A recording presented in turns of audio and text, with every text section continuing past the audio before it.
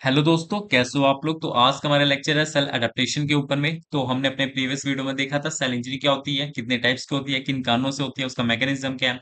तो वैसे ही आज हम समझेंगे सेल अडेप्टेशन के बारे में। अडेप्टेशन मतलब क्या होता है? ढलना। किसी भी सिचुएशन के अकॉर्डिंग अपने आप को ढाल लेना, उसी को हम बोलते हैं अडेप्टेशन। जैसे विंटर सीजन आता है, तो आप विंटर सीजन में क्या करते हो? आप स्वेटर पहनते हो, वूली क्लोथ्स पहनते हो, ताकि आप इजिली सर्वाइव कर पाओ विंटर सीजन में। तो आप हम उसको क्या बोलेंगे? हम उसको बोलेंगे अडेप्टेशन, क्योंकि आपने विंटर सीजन के अकॉर्डिंग अपने आप को ढाल लिया है। ठीक है।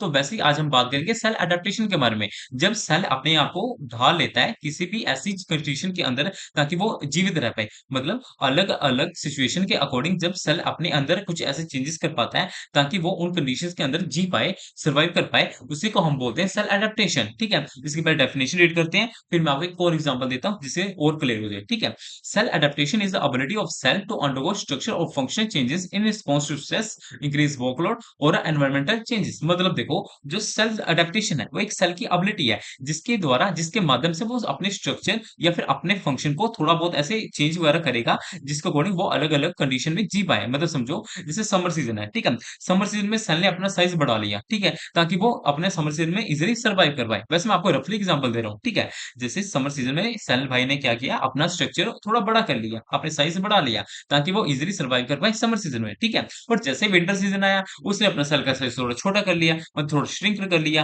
ताकि वो इजीली सर्वाइव कर पाए विंटर सीजन में। ठीक है। देखो, सेल सेम है, उसने क्या किया, अलग अलग सिचुएशन के अकॉर्डिंग अलग अलग काम किया। मतलब एक सिचुएशन में उसने अपना सेल का साइज छोटा कर लिया, एक में थोड़ा बड़ा कर लिया। तो एक हमारा सेल एडेप्टेशन है, वो एक हमारी ऐसी प्रक्रिया है जिसके द्वारा सेल अपने स्ट्रक्चर या फिर अपने फंक्शन में कुछ ऐसे चेंजेस करता है, जिसके द्वारा वो अलग अलग कंडीशन में इजिली सर्वाइव कर पाए। उसी को हम बोलते हैं सेल एडेप्टेशन। ठीक है। इसका आप सेकंड लाइन देखिए, this adaptive changes help to survive adverse conditions while maintaining normal body functions. वही सेम लाइन है कि ये हमारे एडेप्टिव चेंजेस क्या करते हैं, सेल को इजीली हमारे हेल्प करते हैं, सेल को इजीली सर्वाइव करने में अलग अलग कंडीशन में, और अपने जो उसके नॉर्मल बॉडी फंक्शन है उसको मेंटेन रखने में। मतलब कि वो अलग अलग कंडीशन में अपने जो नॉर्मल फंक्शन है उसको करते रहे और इजीली सर्वाइव भी कर पाए। ठीक है। तो ये उसी को हम बोलते हैं सेल एडेप्टेशन। ठीक है। आप इसकी एक और लाइन देखिए, आपको मैं एक और बेहतर एग्जांपल देता हूँ। देखो, यहाँ पे इस लाइन पढ़ने से आपको मैं एक एग्जांपल देता हूँ। जैसे समझो, लॉकडाउन लग गया बाहर, ठीक है, लॉकडाउन लग गया है और आपके पास बस 21 टाइम्स का खाना है। 21 टाइम्स मतलब आप एक दिन में 3 बार खाना खाते हो,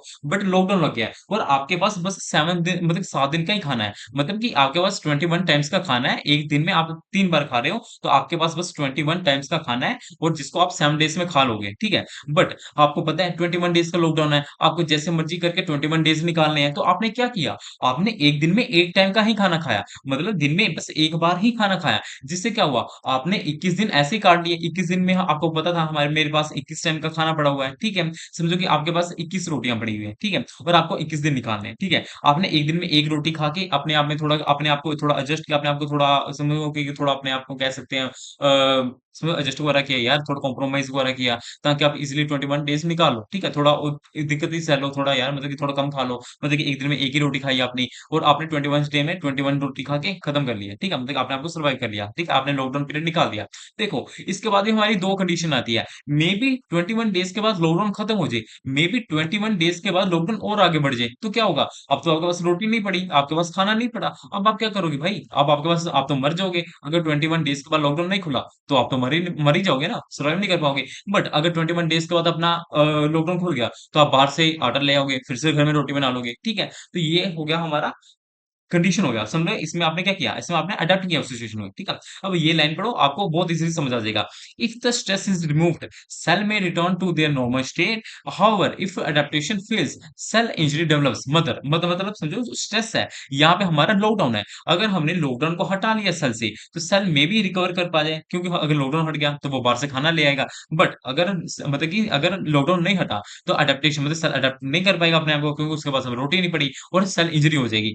मतलब समझो, जैसे एक बैलून है, ठीक है, एक बैलून में पानी भरा हुआ है। अब आपको पता है, जब आप बैलून को प्रेस करोगे, तो वो एक लिमिट तक ही प्रेस कर पाओगे, मतलब जितनी उसकी टॉलरेंस पावर होगी उतना ही आप प्रेस कर पाओगे। जैसे आपने उसको ज्यादा प्रेस किया, वो बर्स्ट हो जाएगा। ठीक है, मतलब फट जाएगा। ठीक है। पर देखो, आपने उसको फटने से पहले ही उसमें से प्रेस करना बंद कर दिया, मतलब जैसे अभी फटा नहीं है, और आपने उस पे उसको प्रेस करना बंद कर दिया, मतलब उसकी टॉलरेंस पावर से पहले ही आपने उसको प्रेस करना रिमूव कर दिया, मतलब प्रेस करना बंद कर दिया, जिससे क्या हुआ, वो फटा नहीं, है ना? देखो वही यहाँ पे है, अगर हमने स्ट्रेस को पहले ही रिमूव कर लिया, तो हमारे हमने मतलब कि स्ट्रेस को पहले रिमूव कर लिया उसके फटने से पहले, तो क्या हुआ, सेल अपने आप को रिकवर कर पाएगी, फिर से अपना बैलून नॉर्मल शेप में आ जाएगा। बट अगर वो सेल अपना आप को अडेप्ट नहीं कर पाती है, मतलब हमने उसको कंटिन्यूअसली प्रेस करते रहे, इससे क्या हुआ, सेल अपना जो बैलून है फट जाएगा और अपना समझो कि उसके सेल इंजरी हो जाएगी। देखो यहाँ पे भी दो हमारे ऑप्शन है, जो सेल इंजरी है ये भी हमारे टू टाइप के होते हैं। आपको जैसे मैंने सेल इंजरी में समझाया था, सेल इंजरी हमारी दो टाइप के होते हैं, एक होता है अपना रिवर्सिबल, एक होता है अपना इरिवर्सिबल।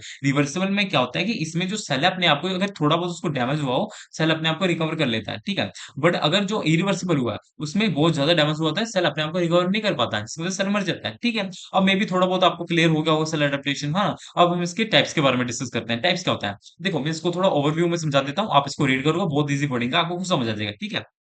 हाइपरट्रोपी क्या है? Hypertrophy is a condition, sorry, अपना hypertrophy is increase in the size of individual cells which results in enlargement of affected organ. It usually occur when the workload on the cells increase but the number of cells remain the same.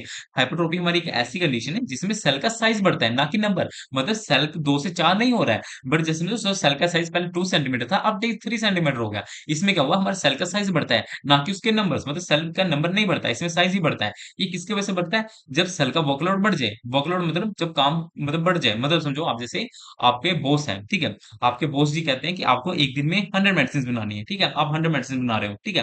फिर अगले दिन आके आपके boss जी कहते हैं कि नहीं, अब आपको भाई 200 मेडिसिन बनानी है एक दिन में। तो आपका वर्कलोड बढ़ गया ना, आपका काम बढ़ गया ना, तो उसी को बोलेंगे हम यहाँ पे, जब सेल का वर्कलोड बढ़ जाए तो सेल का साइज बड़ा होने लगता है, ना कि उसके नंबर, ठीक है। उसी को हम बोलते हैं हाइपरट्रोफी। जैसे इसका एग्जांपल देखें, enlargement of a skeletal muscle after regular exercise. अब जैसे आप जिम जाते हो, आपने कभी हाइपरट्रोफी का वहां पर नेम सुना ही होगा, कि आप रोज जिम में एक्सरसाइज करते हो, तो जिसकी वजह से क्या होता है, आप कंटिन्यूअसली एक्सरसाइज कर रहे हो, रोज एक्सरसाइज कर रहे हो, जिससे आपके जो मसल का साइज भी बड़े होने लगते हैं, है ना। जब आप उसको सफिशिएंट जो उसको रिक्वायरमेंट होती है प्रोटीन वगैरह, इजिली प्रोटीन वगैरह ले रहे हो, अच्छा इंटेक है प्रोटीन का, तो उससे आपका सेल का साइज भी बड़ा होने लगता है। तो इसका एग्जांपल है, ठीक है।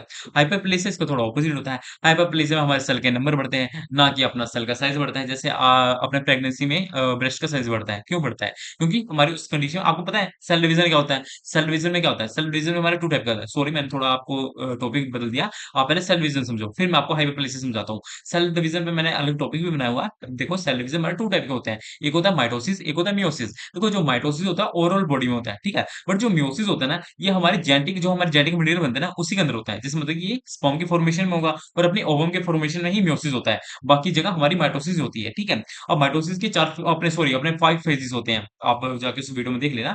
वैसे हमारे इतना डिटेल में नहीं जाऊंगा सेल डिवीजन में। हाइपरप्लेसिया हमारी ऐसी कंडीशन है जिसके अंदर सेल का नंबर बढ़ता है, उसका साइज नहीं बढ़ता है, ठीक है। जैसे इसकी एग्जांपल देख लीजिए, enlargement of breast tissue during pregnancy. जैसे प्रेगनेंसी में ब्रेस्ट का साइज बढ़ता है, क्यों? क्योंकि उसमें माइटोसिस बढ़ जाती है, माइटोसिस की प्रक्रिया बढ़ जाती है, जिसमें सेल 2 से 4, 4 से 8, 8 से 16, 16 से 32, 32 से 64, 64, 128 आगे और मतलब चलता रहता है, ठीक है। इसमें मतलब क्या हाइपरप्लेसिया। अब एट्रोपी क्या होता है? Atrophy is a decrease in the size and sometimes the number of cells leading the shrinkage of organ और टिश्यू। इसमें क्या होता है कि जो अपना एट्रोपी एक ऐसी कंडीशन है जिसमें सेल का साइज भी अपना थोड़ा मे बी रिड्यूस हो सकता है, मे बी उसका नंबर भी कम हो सकता है, जिसकी वजह से क्या होगा, ऑर्गन छोटा हो जाएगा। अब ये क्या मतलब है भाई, देखो आपको पता है सेल से टिश्यू बनता है, टिश्यू से ऑर्गन बना होता है। अगर सेल का साइज छोटा होगा तो टिश्यू का साइज छोटा होगा, टिश्यू का साइज छोटा होगा तो ऑर्गन का साइज, टिश्यू ऑर्गन का साइज छोटा होगा, ठीक है। तो आपको थोड़ा समझ आ गया होगा, ठीक है। अब हम बात करते हैं मेटाप्लेसिया के बारे में। मेटाप्लेसिया क्या होता है? Metaplasia is a reversible adaptive process in which one mature cell type is replaced by another mature cell type that is better aware. Oh, sorry. Metaplasia is a reversible adaptive process in which one mature cell type is replaced by another mature cell type that is better able to tolerate stress और irritation। मतलब इसमें क्या होता है कि एक जो cell का अपना समझ लो कि एक हमारा मेच्योर सेल है, उसका जो समझ लो कि उसका जो अपना मेच्योर सेल है वो रिप्लेस हो गया दूसरे सेल के द्वारा। मतलब समझो आपके समझो एक रवि है एक सचिन है, दोनों एक ही क्लास के, दोनों एक ही सेक्शन के हैं। समझ लो कि जो रवि का नेम था अपने क्विज में, ठीक है, क्विज एक कंपटीशन था जिसके अंदर रवि का नेम था, बट ड्यू टू कुछ ऐसी कंडीशन की वजह से उसमें ऐसी कुछ वारदात हुई जिसकी वजह से रवि ने कहा कि मैं नहीं पार्टिसिपेट करूंगा, सचिन तू मेरी जगह पार्टिसिपेट कर ले, ठीक है। मतलब कि जब हमारा एक मेच्योर सेल रिप्लेस हो जाए किसी दूसरे मेच्योर सेल के द्वारा, ठीक है, उसी को हम बोलते हैं मेटाप्लेसिया। अब इसका मैकेनिज्म देख लेते हैं। सेल एक्टिवेट प्रोटेक्टिव सॉरी अपना पहले हम बात करते हैं स्ट्रेस रिस्पॉन्स पाथवे की, ठीक है? Cell activate protective pathway when exposed to stress, this pathway produce stress proteins such as a heat shock protein which help protect the cell and maintain normal function. मतलब समझो, जब हम cell के ऊपर जब स्ट्रेस पड़ता है, स्ट्रेस में मतलब समझो यार, स्ट्रेस कुछ भी हो सकता है। स्ट्रेस मतलब उसका इन समझो stress is equal to unfavourable condition. मतलब जब सेल के ऊपर स्ट्रेस पड़ता है, तो सेल कुछ ऐसी अपने प्रक्रिया करती है जिसके द्वारा वो अपने आप को सर्वाइव कर पाए। तो सेल सबसे पहले क्या करेगी? सेल अपने कुछ ऐसे प्रोटीन प्रोड्यूस करेगी जो उसको सर्वाइव करने में हेल्प करे। जैसे सच as a heat shock protein ये अपना प्रोड्यूस कर सकती है। समझो कि जब सेल को समझो कि आपने किसी गर्म चीज़ को हाथ लगा दिया, ठीक है? ये वो तो अपना स्ट्रेस ही है ना, क्योंकि वो उसके लिए अनफेवरेबल कंडीशन है। आप जैसे आपने किसी गर्म चीज़ को छुआ, आपने वैसे अपने हाथ पीछे किया, बट देखो तब तक आपके सेल को तो वो चला गया ना, आपको सेल को तो फ़ील हो गया ना कि किसी चीज़ को आपने टच किया गर्म चीज़ को। तो सेल ने क्या किया? सेल ने इज़िली इमीडिएटली अपने हीट प्रोटीन्स निकाल दिए, ठीक है? ताकि वो इज़िली उस कंडीशन में जी पाए, ठीक है? अब सेकंड में क्या होगा? Change in gene expression,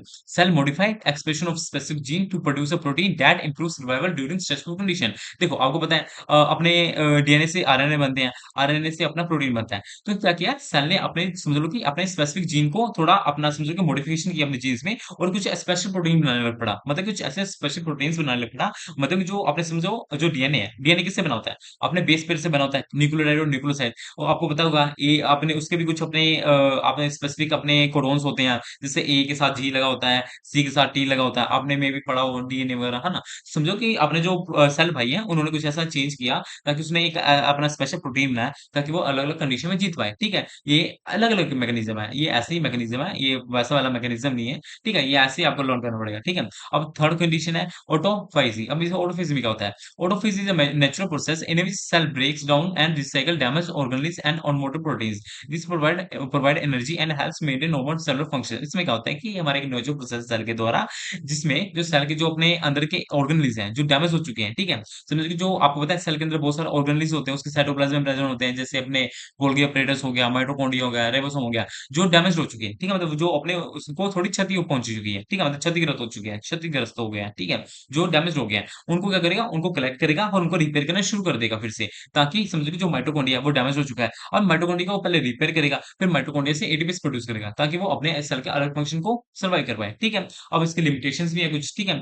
cell can adapt only up to a certain level of stress. मतलब यहाँ पे भी एक बात कही कि जो स्ट्रेस है, अब सेल की भी एक लिमिट ही होगी ना भाई, जितनी उसकी टॉलरेंस पावर होगी, उतने तक ही वो स्ट्रेस को झेल पाएगा। अब ये थोड़े कि उसको मारी चलो वो टूटेगा नहीं, ऐसा नहीं है ना। अब देखो आप जैसे एक दीवार है, दीवार पे कितने बार हथौड़ा मारोगे, ठीक है? एक ही लिमिट तक मारोगे।